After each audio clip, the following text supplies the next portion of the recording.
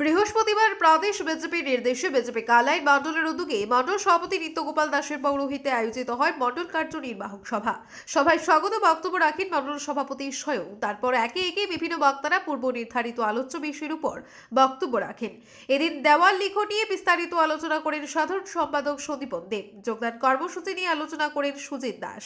মহিলা উদ্যমিতা প্রকল্প নিয়ে আলোচনা করেন শিলচরের সংসদের কাটিগড়া প্রতিনিধি সুখেন্দু কর। গাঁও জল অভিযান কর্মশালা নিয়ে আলোচনা করেন এসসি মোর্চা জেলা সভাপতি নিভাস দাস। আস্থা যাত্রা সম্পর্কে আলোচনা করেন প্রদীপ বৈষ্ণব। মণ্ডল প্রভারী তথা বিজেপি কাছাড় জেলার সাধারণ সম্পাদক অভ্রজিৎ চক্রবর্তী ওরফে ঝলক আগামী লোকসভা নির্বাচনের প্রস্তুতি নিয়ে সাংগঠনিক আলোচনা করেন।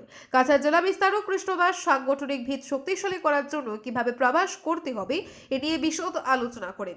তাছাড়া 8টি মোর্চার সভাপতিরা তাদের আগামী দিনের কর্মসূচি ও পরিকল্পনা নিয়ে আলোচনা করেন। সমাপনী বক্তব্য রাখেন প্রাক্তন বিধায়ক অমরচাঁদ জয়। তাছাড়াও প্রাসঙ্গিক বক্তব্য প্রদান করেন চন্দ্রনাথপুর জিপি সভাপতি গণেশ ছেত্রী, কৃষ্ণ সিং ছেত্রী প্রমুখ।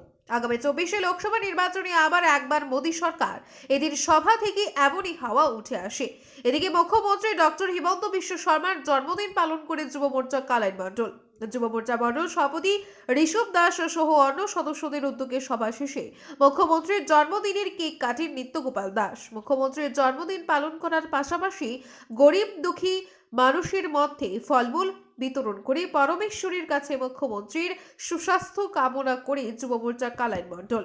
একইভাবে এদিন ঠান্ডাপুর 5 গ্রাম প্রশান্তি লজে বিজেপি বদরপুর 5 গ্রাম মণ্ডলের সভাপতি তপন মুহুরীর পৌরোহিত্যে নবগঠিত মণ্ডলের কার্যনির্বাহক সভা আয়োজিত হয়। কার্যনির্বাহক সভায় স্বাগত বক্তব্য প্রদান করেন মণ্ডল সভাপতি তপন মুহুরী। দেওয়াল লিখন নিয়ে আলোচনা করেন সহসভাপতি মৃগঙ্ক শেখর ঘোষ ও যোগদান কর্মসূচি নিয়ে আলোচনা করেন বরিষ্ঠ বিজেপি নেতা দীপক দেব।